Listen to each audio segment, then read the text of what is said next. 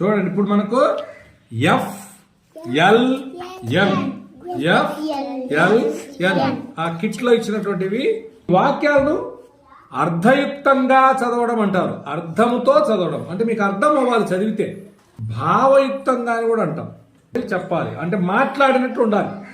భావయుక్తంగా అంటే మాట్లాడినట్టు ఉండడం. ఇప్పుడు నేను చదువుతా చూడండి. ఇక్కడ ఏముందంటే అక్కడ సైకిల్ ఉన్నది అని ఉంది కదా. అక్కడ సైకిల్ ఉన్నది. దీన్ని మనం ఎట్లా చెప్పాలి? ఇక్కడ బండి ఉన్నది. దీన్ని ఎలా మాట్లాడచ్చు అంటే అక్కడ సైకిల్ ఉన్నది, ఇక్కడ కారు ఉన్నది.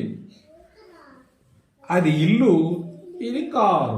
మామూలుగా అయితే అది ఇల్లు, ఇది కారు అటు చదువుతుండరు. అదిగో రమ, ఇదిగో చందమామ అట కాకుండా మనమే ఇప్పుడు ఎన్ని కలిపితే చూడట్టుంది. అక్కడ సైకిల్ ఉన్నది, ఇక్కడ బండి ఉన్నది. అది ఇల్లు, ఇది కారు. అదిగో రమ, ఇదిగో చందమామ. ఇది భావయుక్తంగా అంటే. అట్లాగే జాగ్రత్తగా పొడవైనది గోడపై నల్ల పిల్లి కుక్కరిచింది, కాకి పాడింది, సీసా ఖాళీగా ఉన్నది, బల్లపై కడ ఉన్నది, జాగ్రత్త. ఎట్టుంది? బావి చాలా లోతు, ఆకులు పచ్చగా ఉన్నాయి. ఇదిగో మందిరం, చొక్కా నీలం రంగుది, చెప్పులు తెల్లగా ఉన్నాయి. ఏంటి? మల్లె వాసన